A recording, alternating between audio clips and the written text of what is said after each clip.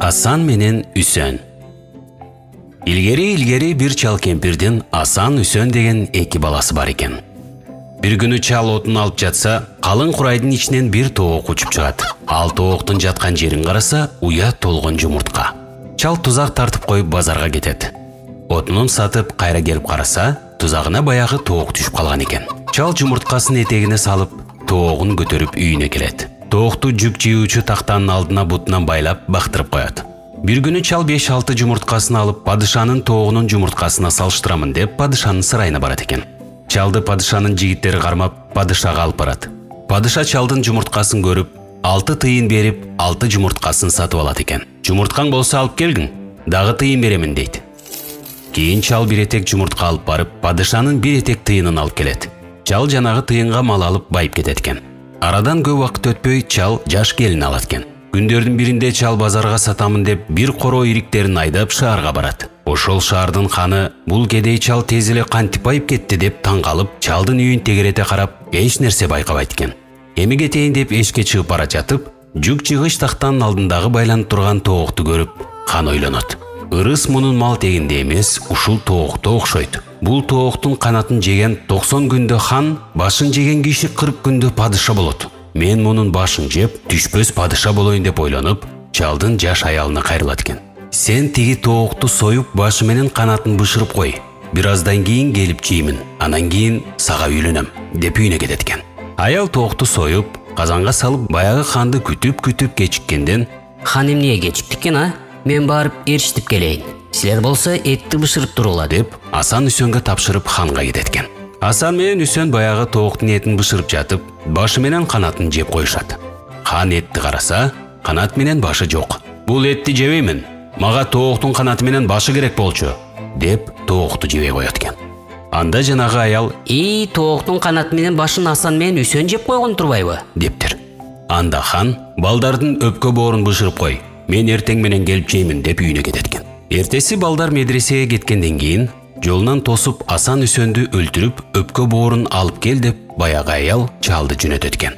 Чал мектепке барып Асан Үсөндү чакырып алып, өгөй энеңер силерди өлтүрүп, өпкө бооруңарды алып келгин деп мени жиберди. Силер bir күчүк, bir мышык таап келгиле. Ал экөөнү өлтүрүп, өпкө боорун көйнөгүңөргө ороп койгула. Мен шаарга барып силерге көйнөк, ок ат алып келейин. Кийимдерди кийип, азыгыңарды көтөрүп алып качкыла дейт экен. Асан менен Үсөн bir күчүк, bir мышык алып келип, баягы чал айткандай кылат.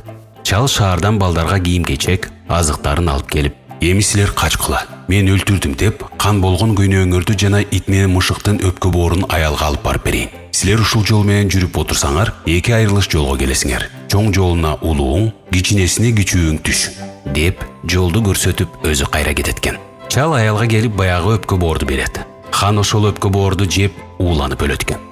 Асан Үсөн болсо, баягы чал айткандай эки айрылыш жолго түшүп кетет. Асан жүрүп отуруп, bir калың элге жолугат экен. Бул эмне болгон эл деп bir карыядан сураса, ал бул хан шайлашканы жаткан эл деп жооп берет экен. Ошондо bir аксакал адам бөлүнүп чыгып, мен хан болом деп талашпагыла. Андан көрө хандын кушун учурула. Ал кимдин башына барып консо, ошол киши хан болсун деп кеңеш берет экен. Эл хандын кушун учурат. Куш айланып учуп барып Асандын төбөсүнө конот экен. Асан тажы кийип, такка отуруп, хан болуп калат экен.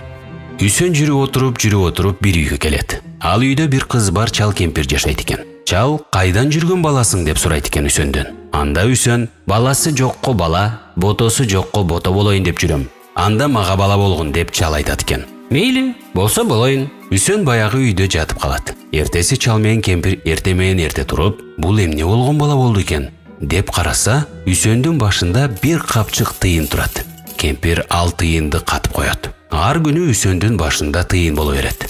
Аны кемпир алып ката берет. Ошол элде бай жана дубакөй, эри жок, шатыра долу деген аял болот экен. Ал Үсөндүн ичинде тооктун канат эти бар экен билип, ошол тооктун канат этин алуу үчүн ким биринчи болуп чуркап келсе, мен ошого турмушка чыгамын деп балдарды жарыштырат. Үсөн балдар менен жарышып биринчи болуп чыгып келет. Жарыштан чаңкап келдиң деп шатыра долу туз чыланган суу берет экен. Үсөн ичип жиберип, кайра жүрөгү айланып кусуп жиберет. Ичинен тооктун канаты чыгат. Шатыра долу канатты көрөр замат жутуп жиберип, үйүнө кирип жатып алат. Үсөн үйүнө келип жатат. Бирок эртең менен турса, Баягыдай күндө чыгып турчу тыйын жок.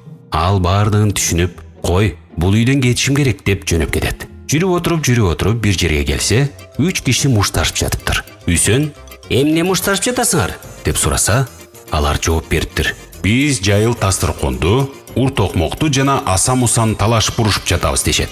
Үсөн, жайыл тастырконуңар эмне? жайыл тастыркон жайыл десең эле түркүн тамактар даяр болот. Ур токмогуңар эмне? Кимге каршы болсаң, осону ур токмок ур десе, аны селейте коет экен. Аса муса дегениңер эмне? Каалаган жериме жеткир деп минсең, каалаган жериңе жеткирет экен. Биз аса мусаны талашкан элек да. Эми урушпагыла. Үчөөң жарышып келгиле.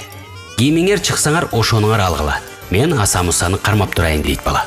Ошентип аса мусаны Үсөнгө карматып коюп, баягы үчөө бул айтылган сөздү ырас көрүшүп жарышат. Узап кетер замат Үсөн тастырконду курчанып, токмокту белине кыстарып, аса мусаны минип, Эми аса муса мени бир жакшы жерге жеткир деп көзүн жумат. бир маалда көзүн ачса, тунжурган токойдун ичиндеги көлөкөлүү чынар теректин түбүндө жатат. Үсөн баягы тастырконду жайып алып, тамак ичет, теректин түбүнө жатып уктап калат. Ойгонсо түш болуп калыптыр.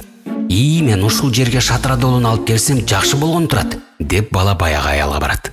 Шатырадолуну эшитип келип, Үсөн жайыл тастырконду жайып, шатырадолуга тамак берет. Аябай сыйлайт. Ошол жерде Үсөн бир маалда уктап кеткенде, шатырадолу жайыл тастырконду, токмокту, аса мусаны алып үйүнө кетип калат экен. Үсөн ойгонуп караса, жайыл тастыркон жок, ур токмок жок, аса муса жана шатырадолу жок. Үсөн аябай капа болуп, ары чуркайт, бери чуркайт, бирок шатырадолудан кабар жок. Акыры чарчап чалып уктап калат. Бир маалда ойгонсо, ой бала, тургун, чынар теректин жоонураак бутагын кескин. Анын баш аягын тарыгында минип алып, шатырадолунукуна жеткир десең ал жеткирет. Ага барганда, шатырадолуну көк эшек бол деп ошол таяк менен башка ур. Ал эшек болуп калат.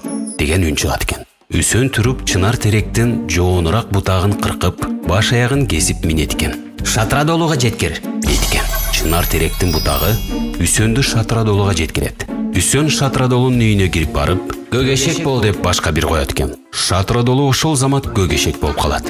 Бир күнү Үсөндүн үйүнө отун алып саткан 3 жетим келиптир. Үсөн аларга, силер мынабу эшекке отунуңарды жүктөп, оокатыңарды кылгыла. Бирок дайыма моюндан байлап жүргүлө, болбосо качып кетет, деп эшекти берет экен. Балдар отун жүктөп бир күнү эшекти качырып жиберишет. Ал барып падышанын жигиттеринин колуна түшөт экен. Эртеси балдар эшегин издеп такыр таба алышпайт. Издеп жүрүп, Асан падышанын жигиттери байлап койгон жерден табышат. Асан падыша жигиттерине, бул эшек деген эшек эмес, ээси келсе менден уруксатсыз бербегиле, дептир. Баягы 3 жетим эшекти таанып алып кетебиз десе, падышанын жигиттери такыр бербей коюшат. Ал үчөөнү эриштип алып падышага алып барат экен. Бул кимдин эшеги деп падыша сураса, алар жооп берет. Үсөн мырзаныкы дешет. Үсөн менин иним окшойт. Ээсин алып келмейинче бербейм, деп Асан эшекти балдарга бербей коет. Баягы 3 жетим Үсөндү падышага алып келсе, өзүнүн бир тууганы. Ошол жерден Асан менен Үсөн табышып, экөө эки жерге падыша болуп калган экен.